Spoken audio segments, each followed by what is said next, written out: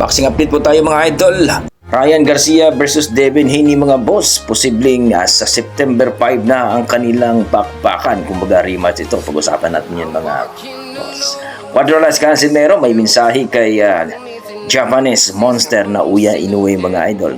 Yan ang ating pag-uusapan ngayon mga idol. Pero kung bago kayo sa ating YouTube channel, baka pwede makahingi ng isang like, subscribe at pakipindot na rin ang ating notification bell mga idol. Eto na mga idol, ang malupit na bakbakan ni Devin Haney versus Ryan Garcia. Kumbaga ito rematch na po ito mga idol, pero dito po sila nag-rematch sa welterweight division o 147 pounds mga idol. Kung maalala ninyo mga idol, naglaban itong dalawa dito mga idol. Challenger itong si Ryan Garcia sa WBC mga idol dito sa super lightweight division sa 140 mga idol, at talagang hindi matanggap ni Devin Haney mga idol na tinalo siya ni Ryan Garcia, at hindi lang basta-basta tinalo kundi pinagapang pa ng 3 beses mga idol.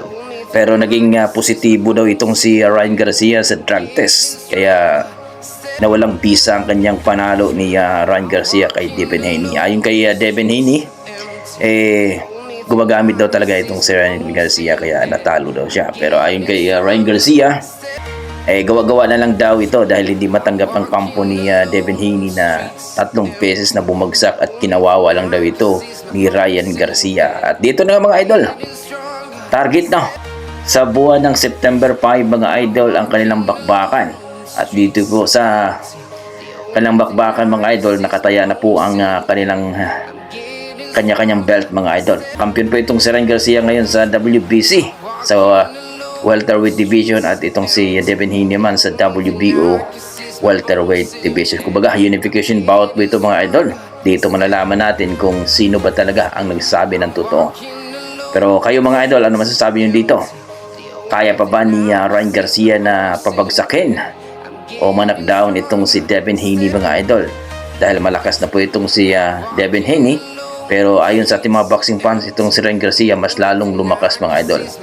Talagang sisiguraduhin daw ni Devin Haney mga idol na hindi na daw siya matatalo o manakdown dito kay Ryan Garcia. Pero ayon sa ating mga boxing fans, mukhang TKO ang abutin daw dito ni Devin Haney dahil mas lumakas daw itong si Ryan Garcia dito sa welterweight division. So kayo mga idol, ano masasabi niyo dito? Sa kabilang banda mga idol, ito ang ating pambato na si Quadralas Casimero na may paparating na laban ngayong Abril 18 mga idol. Next month na nga yan mga idol, isang buwan na lang.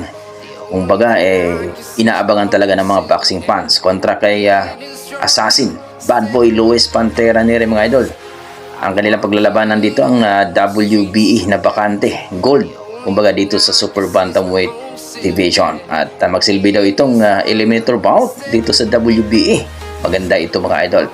Pero ayon sa ating mga boxing fans, baka hindi makuha ni Casimero ang naturang timbang na 122 o dito sa super bantamweight division, dahil na may record na itong si Casimero na overweight ito sa laban ni sa All Chances nung nakaraan mga idol sa bansang Japan, kaya nasuspenso ito. Pero ayon sa ating mga boxing fans mga idol, posibleng makuha na daw ni Casimero ito ngayon, dahil hindi na daw sila naglalabas ng mga video na kung saan ay ang katawan ni Casimero daw dito ay naglalaro na lang ng 124 o 125 mga idol. So hard training talagang ginawa ni Casimero dito mga idol. At ayon kay Casimero mga idol, na Uya Inoue, manginginig ka sa takot kapag batikio ko itong si Neri ng 3 round. Kumbaga mga idol, mukhang sinigurado na ni Casimero mga idol na tikio ang abuti ni Luis Neri dito sa 3 round. So kayo mga idol, anong masasabi nyo dito?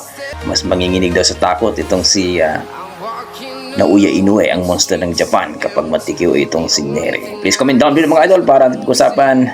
Maraming salamat, ingat kayo lagi.